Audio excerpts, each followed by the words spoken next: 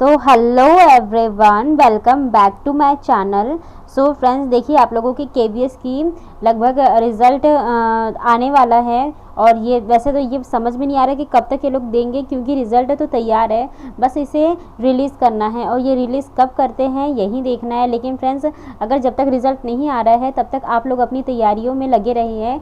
जो इंटरव्यू है, इंटरव्यू की डेट्स आपको रिज़ल्ट के लगभग 15-20 दिन के अंदर ही मिल जाती है और 15-20 दिन के अंदर कोई तैयारी नहीं हो पाती, क्योंकि आप लोगों को डेमो प्रिपेयर करना होता है, आपको डेमो करना है। फिर अपनी खुद की पर्सनल जितनी भी चीज़ें हैं उसे अपनी जो आपका सब्जेक्ट रहा है, बहुत से लोग होंगे कि कम से कम 5-6 साल का गैप हो चुका है, तो उसकी वजह से भी उनकी बहुत सी चीज़ें भूल चुके होंगे, तो ये सब चीज़ें तैयार करने में टाइम लगेगा। तो इसीलिए और भी जो नए नए प्रोग्राम्स लॉन्च हुए हैं तो इन सबको पढ़ने में टाइम लगता है फ्रेंड्स। इसीलिए आप लोग, मैं आपको बस यही सजेस्ट करूँगी कि आप लोग अपनी केबीएस की इंटरव्यू की तैयारी में लगे रहें और स्किप मत कीजिए, किसी भी चीज़ को स्किप करने से कुछ भी नहीं होगा। और इसी के रिगार्डिंग मैं केबीएस की इंटरव्यू की सीरीज़ शुरू करने जा रही हूँ, जिसमें देखिए आप लोगों को जितने भी प्रोग्राम्स लॉन्च हुए हैं, एजुकेशन के प्रोग्राम्स लॉन्च हुए हैं, वो सारे प्रोग्राम्स मैं आपको बताऊंगी। साथ ही मैं आपको डेमो क्लासेस भी देने वाली हूँ। तो फ्रेंड्स, मेरे वीडियो पर लास्ट तक बने रहिए और मेरे चैनल को भी सब्सक्राइब कर लीजिए और बेल आइकन को भी प्रेस कर लीजिएगा, ताकि आने वाली वीडियोस की नोटिफिकेशन आपको टाइम टू टाइम मिलते रहे। और फ्रेंड्स देखिए, आपको यहाँ पर सिर्फ और सिर्फ ऑथेंटिक ही न्यूज़ मिलती है, किसी भी तरह की फेक न्यूज़ नहीं मिलती है। इसीलिए मेरे वीडियो को एक लाइक ज़रूर दीजिएगा। और फ्रेंड्स देखिए, आज का जो आपका टॉपिक है वो है निपुण भारत। निपुण भारत क्या प्रोग्राम है, कहाँ से लॉन्च हुआ है, इसकी शुरुआत कैसी हुई है, ये सारी डिटेल मैं आज आपको बताने वाली हूँ। तो चलिए फ्रेंड्स, स्टार्ट करते हैं। तो फ्रेंड्स देखिए, ये है आप लोगों का निपुण भारत प्रोग्राम। निपुण भारत प्रोग्राम के अंतर्गत देखिए, सबसे पहले तो मैं आपको एक चीज़ बता दूं कि ये निपुण भारत का लोगो है। यहाँ पर देखिए 2 बच्चे हैं जिसके हाथ में बुक है और पीछे एक सूरज बना हुआ है, ये इसका लोगो है। और ये देखिए, ये मिनिस्ट्री ऑफ एजुकेशन के द्वारा लॉन्च हुआ है। और देखिए, इसके अलावा यहाँ पर एक जो बात आपसे पूछी जा सकती है कि इसका स्लोगन क्या है, तो वो देखिए यहाँ पर लिखा हुआ है, निपुण भारत का सपना, सब बच्चे समझे भाषा और गणना। तो फ्रेंड्स, ये आपको याद करना है क्योंकि ये पूछा जा सकता है आपसे इंटरव्यू में।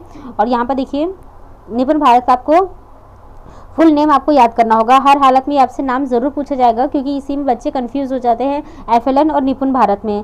तो देखिए, and for national initiative for proficiency in reading with understanding and numeracy.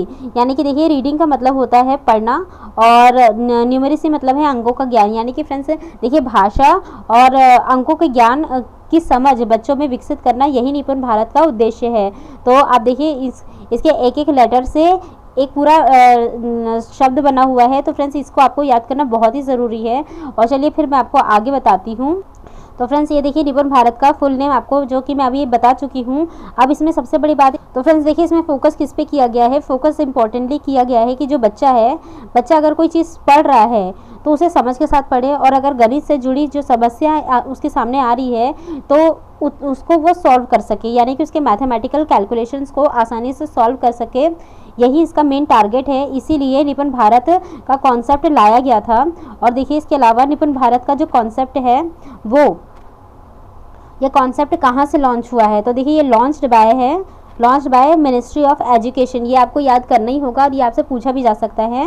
और इसके अलावा देखिए फ्रेंड्स, ये आखिर में आया कहाँ से, तो फ्रेंड्स देखिए, जब कोविड लगा हुआ था, 2020 में कोविड लगा था, तो उस समय सभी बच्चों को घर पे रह के पढ़ना पड़ रहा था, ऑनलाइन उनकी क्लासेस हो रही थी। तो उस पर एक सर्वे करवाया गया। जब सर्वे करवाया गया तो ये पाया कि मोस्टली बच्चों को बेसिक चीज़ों का नॉलेज नहीं है, उन्हें बेसिक जो मैथमेटिकल है चीज़ें वो नहीं पता है, यहाँ तक कि उन्हें भाषा का भी ज्ञान नहीं है, तो उनके कॉन्सेप्ट्स क्लियर नहीं है। इसीलिए उन बेसिक यानी कि फाउंडेशनल जो उनकी स्टेज है वो बहुत ही वीक है। इसीलिए उनकी फाउंडेशनल स्टेज को आधार देने के लिए और स्ट्रॉन्ग करने के लिए ही निपुण भारत मिशन को लाया गया है। और इसके साथ ही साथ एफएलएन, जो कि मैं अपने प्रीवियस वीडियो में आप लोगों को बता चुकी हूँ, तो एफएलएन का भी इसी में जिक्र किया गया है, यानी कि फाउंडेशनल लिटरेसी एंड न्यूमेरेसी, यानी कि बेसिक आधारशिला जो कि लिटरेसी और न्यूमेरेसी यानी भाषा का और जो अंक ज्ञान है उसका फाउंडेशनल स्टेज को कंप्लीट करना है। और देखिए, इसके अलावा तो ये 2020 के जो सर्वे में के बाद इसे 2021 में लॉन्च किया गया है। और इसके अलावा देखिए जो नेप है, जो NEP न्यू एजुकेशन पॉलिसी है, तो उसमें 2020 के अंतर्गत इसे लाया गया था, जो कि ये इसका स्ट्रक्चर है जो कि 5+3+3+4 यानी कि जो इसकी फाउंडेशनल स्ट्रक्चर है उसे बताया गया है। तो इसमें देखिए आपको क्लास 5 तक स्ट्रक्चर पर बेस्ड था, जो कि क्लास 5 तक आप लोगों को बेसिक चीज़ें आ जानी चाहिए, ये बताया गया था। और उसके बाद देखिए जिसमें बच्चे की फाउंडेशनल स्टेज पर उसमें रीडिंग विद अंडरस्टैंडिंग और न्यूमेरेसी, ये 2 चीज़ें डालनी थी, यानी कि बच्चे में जो बेसिक अंडरस्टैंडिंग है रीडिंग और न्यूमेरेसी को लेके वो उसमें आ जाए। और इसके बाद देखिए, तो फ्रेंड्स देखिए टारगेट देखिए इसका जो है 3 से 9 ईयर के बच्चों को मेनली टारगेट किया गया है। और उसमें जो इन लोगों की प्री स्कूल्स है, यानी कि आप लोगों की बाल वाटिका इसमें आ जाती है, प्री नर्सरी स्कूल्स आ जाते हैं, तो ये सारी जो प्री स्कूल्स है उससे लेकर ग्रेड 3 तक, यानी कि क्लास 3 तक बच्चे अपनी फाउंडेशनल स्टेज को कंप्लीट कर ले, यही इसका मेन टारगेट है। और देखिए इसके बाद मैं आपको बताती हूँ, तो ये देखिए फ्रेंड्स यहाँ पर आपका जो इसका एम है, इसका एम है आपका एम टू अचीव FLN, यानी कि आपका देखिए फाउंडेशनल लिटरेसी एंड न्यूमेरेसी को अचीव करना है। और इसमें देखिए फ्रेंड्स 3 स्टेप है, तो इसमें फर्स्ट जो स्टेप है, फर्स्ट स्टेप में आप लोगों का बाल वाटिका आएगा। बाल वाटिका में इसकी क्या क्या इसमें आप लोगों को इनकी बेसिक नीड्स को कंप्लीट करने के लिए क्या क्या करना होगा, क्या चाहिए इसमें, तो वही बताया गया। देखिए फर्स्ट है रिकॉग्नाइज, मतलब बच्चे इसमें क्या कर सके, बच्चों को कितना आ जाना चाहिए, यही बताया गया है।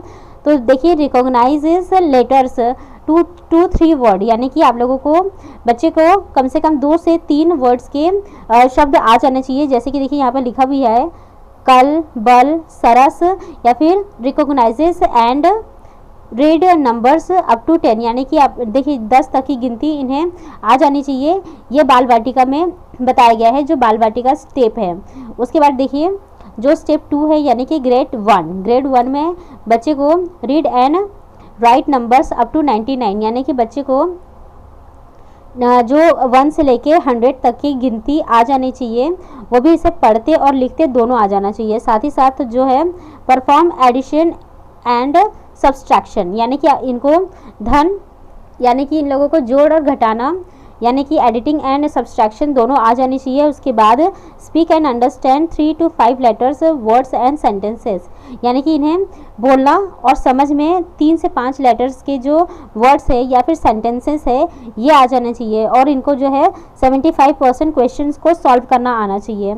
यानी कि देखिए यहाँ पर देखिए फ्रेंड्स वर्क, स्कूल, पेन से इसके जैसे वर्ड्स इन्हें लिखते आ जाना चाहिए और उसकी समझ में होनी चाहिए इनमें। उसके बाद लेटर्स के बाद देखिए sentence, my name is Tinku, जो भी उनका नाम हो वो, आई एम फ्रॉम दिल्ली, जो भी वो बोल सकते हो, एक सिंपल जो सेंटेंस है वो उनको आ जाना चाहिए। साथ ही साथ उसकी समझ भी होनी चाहिए कि वो क्या बोल रहे हैं। इसके बाद देखिए स्टेप 3 में है ग्रेड 2 में बच्चे को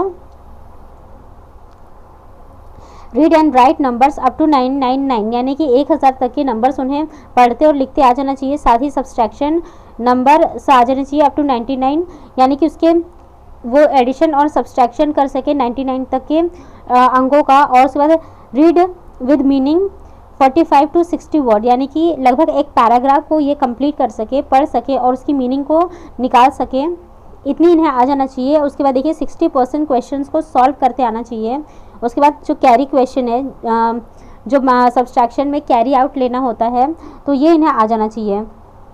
इसके बाद देखिए फ्रेंड्स जो अब इसके बाद जो स्टेप 4 है, तो उसमें जो ग्रेड 3 है, ग्रेड 3 में इन्हें solve multiplication problems and introduction, यानी कि फ्रेंड्स देखिए सबसे पहले तो बच्चे को इसमें टेबल आ जाना चाहिए। टेबल अगर बच्चे को आ जाएगा तो तभी वो मल्टीप्लिकेशन एंड डिवाइडेशन कर पाएगा। उसके बाद देखिए स्टार्ट टेबल फ्रॉम क्लास 2, और इसे कम से कम बच्चे को टेबल क्लास 2 से ही स्टार्ट कर देनी चाहिए, उन्हें सिखाना आप लोगों को ज़रूरी हो जाएगा। उसके बाद read with meaning at least 60 words per unit, यानी कि कम से कम बच्चे को 60 वर्ड्स बोलते और पढ़ते और उसकी मीनिंग निकालते आ जानी चाहिए। उसके बाद 60% क्वेश्चंस को सॉल्व करना आना चाहिए। तो इतनी चीज़ें आप लोगों को ग्रेड 3 में इन्हें अचीव करनी होगी। फिर उसके बाद देखिए जो इसका इसका निष्कर्ष यानी कंक्लूजन क्या निकल रहा है। तो देखिए फ्रेंड्स, कंक्लूजन में निपुण का उद्देश्य बच्चे की रटंत पद्धति से मुक्त करना व चीज़ों की समझ को बढ़ाना है तथा उनका सर्वांगीण विकास करना है। यानी कि फ्रेंड्स देखिए, इसका जो मेन उद्देश्य है, तो बच्चे की जो रोड मेमोराइजेशन थी, उसकी जो रटंत प्रणाली थी, उससे उन्हें मुक्त करना, फ्री करना है, और साथ ही साथ जो चीज़ें होती हैं उसकी समझ, उनकी अंडरस्टैंडिंग को बढ़ाना है, और साथ ही साथ इनका होलिस्टिक डेवलपमेंट करना है। ये इसका मेन कंक्लूजन निकल रहा है। इसके बाद देखिए फ्रेंड्स, इसके जो गोल्स, निपुण भारत के गोल्स क्या है, गोल्स इसके क्या हैं। तो फ्रेंड्स फर्स्ट देखिए, गुड हेल्थ पर फोकस करना है, इफेक्टिव कम्युनिकेटर बनाना है, एंड कनेक्ट टू एनवायरनमेंट।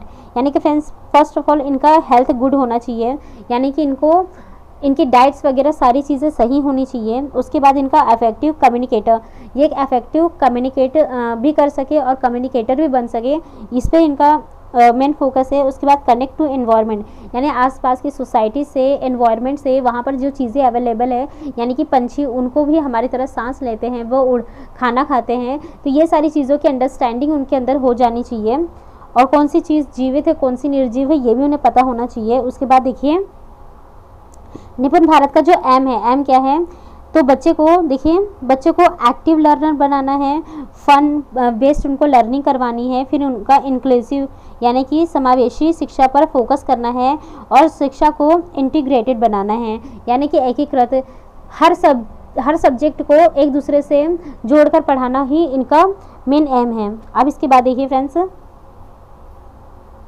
अब देखिए यहाँ पर जो मेन फोकस इसमें क्या किया गया है, मैंने आपको पहले ही बताया। फोकस है देखिए 3 to 9 ईयर बच्चों पर है, और जो FLN को अचीव करना है, वो 2026 से 27 तक अचीव करना है FLN को। फ्रेंड्स निपुण भारत का नहीं, निपुण भारत तो चलता रहेगा, लेकिन उसके अंतर्गत जो FLN आता है उससे लगभग फाउंडेशनल लिटरेसी और न्यूमरेसी बच्चे को अच्छे से आ जाए, ये लगभग 26 से 27 के बीच इन्हें प्राप्त करना है। अब इसके बाद देखिए, FLN निष्ठा के अंतर्गत आता है, या आप एक एक्स्ट्रा पॉइंट जान लीजिए। अब इसके बाद देखिए, जो निपुण भारत है कब लॉन्च हुआ था, तो देखिए फ्रेंड्स इसकी डेट याद रखिएगा, 5 जुलाई 2021 को। तो ये आप लोगों को याद करना होगा, और ये याद भी रखिएगा फ्रेंड्स, आप लोगों से पूछा जा सकता है। हालांकि वैसे डेट्स तो नहीं पूछेंगे, बहुत ही कम चांसेस है कि आपसे डेट्स पूछे, लेकिन फिर भी आप याद रख लीजिए। उसके बाद देखिए फ्रेंड्स, ये पहले KV में एडमिशन 1 to 5 वर्ष तक के बच्चों का होता था, उसके बाद ये 1 to 6 ईयर तक कर दिया गया, पर अब 3 से 9 ईयर तक के बच्चों का भी एडमिशन किया जाता है फाउंडेशनल स्टेज में। अब इसके बाद निपुण के लक्ष्य को ग्रेड 3 तक प्राप्त करना है, और निपुण भारत मिशन प्राथमिक की सफलता शिक्षक पर निर्भर करती है। यानी कि देखिए, बच्चा तभी कोई भी चीज़ सीख सकता है जब इफेक्टिव टीचर हो, उसे सिखाने वाला हो, उसकी समझ को बढ़ाने वाला हो, यानी वो टीचर ही हो सकता है। इसीलिए इसकी मिशन की जो सफलता है, सक्सेस है, वो सिर्फ और सिर्फ एक टीचर पर डिपेंड करती है। उसके बाद निपुण भारत योजना 4 से 8 वर्ष के 25% बच्चों के संज्ञानात्मक व संख्यात्मक कौशल की कमी के कारण शुरू किया गया था। जैसे कि मैंने आपको बताया फ्रेंड्स, इनका जो बेसिक फाउंडेशनल स्टेज है, जिसमें इन्हें एक अच्छे से इन्हें भाषाई ज्ञान और जो अंकों का ज्ञान हो जाना चाहिए, वो इन्हें नहीं था। तो इसी को देखते हुए, और स्पेशली 4 से 8 वर्ष के बच्चों में लगभग जो 25% बच्चे हैं, उनमें कॉग्निटिव एंड जो न्यूमेरेसी स्किल्स थी, इनकी कमी देखी गई थी, इसीलिए इसे शुरू किया गया है। तो फ्रेंड्स, यही था आज का एक टॉपिक। तो आई होप आप लोगों को ये समझ में आया होगा। और फ्रेंड्स, इसके साथ ही साथ मैं आपको बता दूं, ये टॉपिक सिर्फ और सिर्फ KVS या KVS के इंटरव्यू में ही नहीं, बल्कि NVS जो अभी EMRS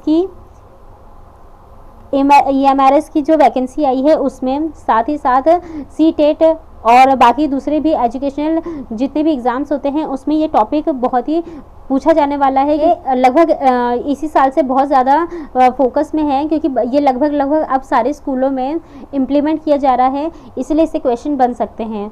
बाकी फ्रेंड्स, मैं इसी से रिलेटेड और भी नए क्वेश्चंस और नए टॉपिक्स लेकर आती रहूँगी। अगर आप लोगों को कोई टॉपिक लगता है कि मुझे पढ़ाना चाहिए, तो आप वो मुझे कमेंट बॉक्स में ज़रूर बताइएगा, मैं इस पर वीडियो बनाऊँगी। बाकी मिलते हैं मेरे नेक्स्ट वीडियो में। Till then stay happy, stay healthy, bye.